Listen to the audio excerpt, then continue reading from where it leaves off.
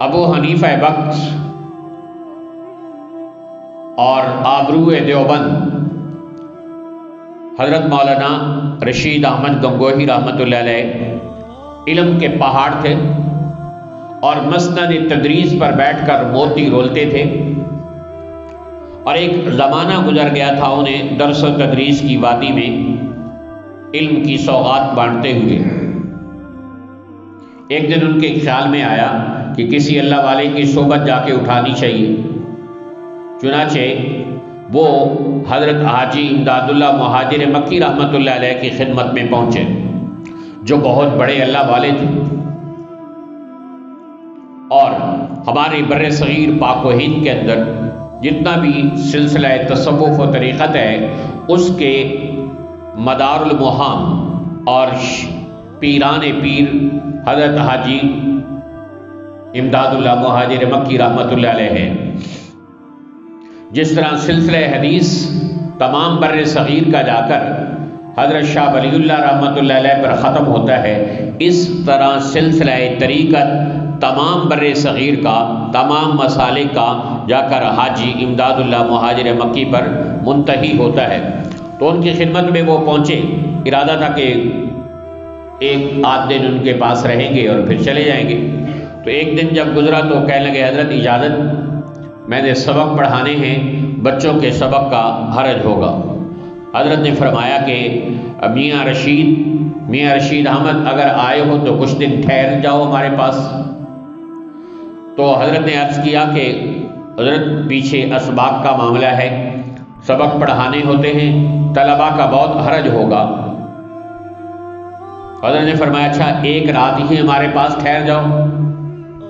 تو سوچا کہ اتنے بڑے اللہ والے کہہ رہے ہیں تو مجھے ان کی بات مان لینی چاہیے، پھر ایک رات کے ٹھہرنے سے کیا ہو جائے گا۔ تو جو ساتھی جا رہے تھے ان کو کہا کہ جاؤ فلاں استاد کو کہہ دینا میرے سبق پڑھا لیں، میں کل پہنچ جاؤں گا اور آ کر اپنے اسباق پڑھا دوں گا۔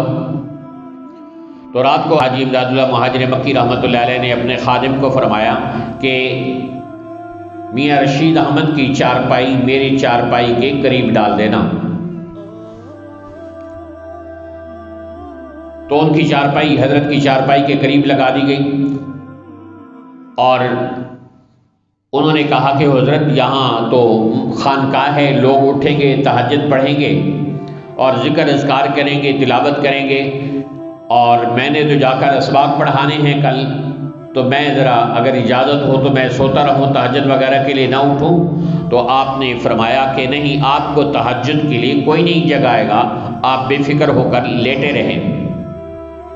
تو ان کی چارپائی لگا دی گئی اور تہجد کا وقت ہوا تو خانقاہ تھی، سارے اٹھ بیٹھے، کوئی تہجد پڑھ رہا ہے، کوئی تلاوت کر رہا ہے، کوئی ذکر کر رہا ہے، کوئی دعائیں مانگ رہا ہے، اور قریب ہی مرشد کریم کی چارپائی ہے حضرت حاجی امداد اللہ مہاجر مکی کی، تو قریب جلتے ہوئے دل کے اپنے دل کر دے، یہ آگ لگتی نہیں لگائی جاتی ہے۔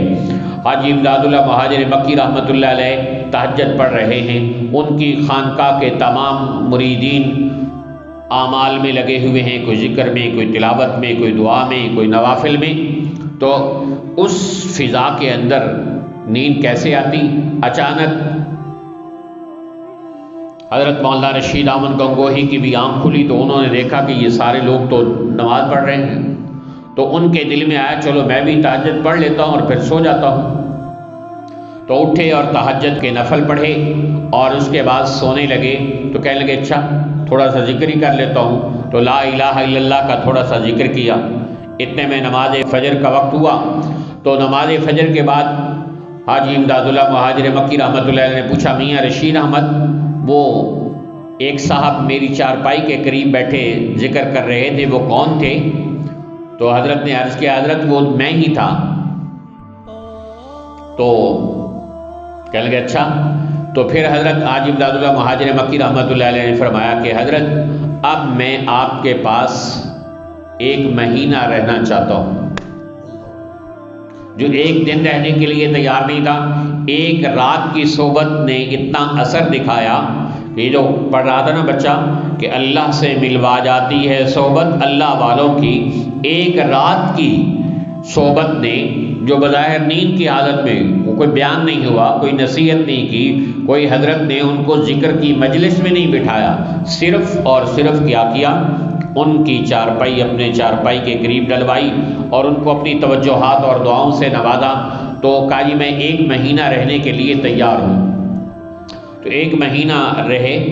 جب 1 مہینہ مکمل ہوا تو حضرت حاجی امداد اللہ مہاجر مکی رحمۃ اللہ علیہ کو اس زمانے کے ایک بہت بڑے ولی کامل حضرت مولانا فضل الرحمان گنج مراد آبادی ملنے کے لیے تشریف لائے۔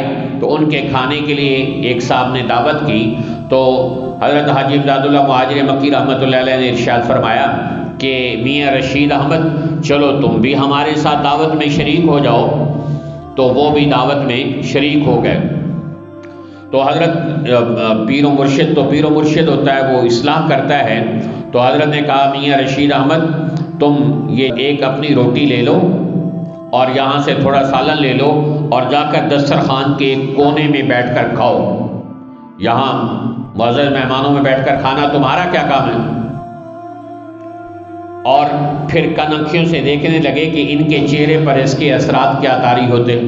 بھائی مجھے باقاعدہ بلا کر لائی ہیں یہ لوگ کہ آؤ دعوت میں شریک ہو جاؤ، اور اب مجھے کہا کہ تمہارا کیا کام ہے کہ تم یہاں معزز لوگوں میں اور اللہ والوں میں بیٹھو، جاؤ ادھر کونے میں جا کر اپنا کھانا لے جاؤ اور وہاں بیٹھ کر اپنی چپاتی تھوڑے سے سالن کے ساتھ کھا لو۔ تو حضرت حاجی امداد اللہ مہاجر مکی خاموشی سے اٹھے اور جا کر اس کونے میں بیٹھ گئے، کوئی تاثر چہرے پر طاری نہیں ہوا۔ تو اب پیر و مرشد نے پھر ایک اور ضرب لگائی کہ چیک کرو کہ 1 مہینے کی صحبت میں کتنا اثر دکھایا ہے۔ تو دور بیٹھے ہوئے تھے دسترخوان پر، کونے میں ان کو بٹھایا تھا، تو وہیں سے آواز لگا کر کہا میاں رشید احمد ہم نے تمہیں دسترخوان کے کونے میں بٹھا دیا ہے، تم اس قابل تھے کہ تمہیں جوتوں کے اندر جگہ دی جاتی۔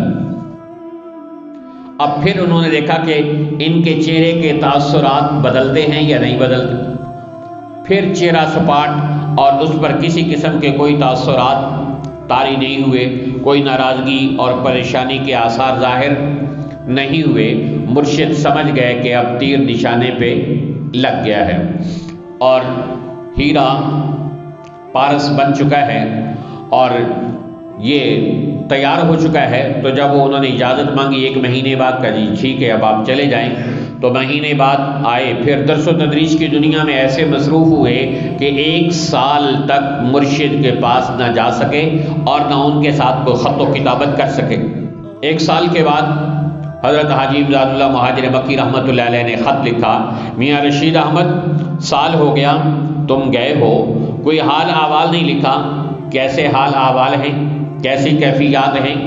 مرشد کریم کو جو خط لکھا اس میں یہ تھا کہ حضرت بس اور تو کوئی میرے حال احوال نہیں ہیں، بس 3 تبدیلیاں اپنے اندر محسوس کرتا ہوں۔ وہ مفتی تھے، اپنے زمانے کے امام ابو حنیفہ تھے، تو ان کو مسائل میں اختلافات آتے ہیں، لوگوں کو مسئلہ مشکل پیش آتا ہے، اختلافات میں ان کو حل کرنے نہیں آتے، تطبیق دینا نہیں آتی، تو وہ مفتی سے رجوع کرتے ہیں۔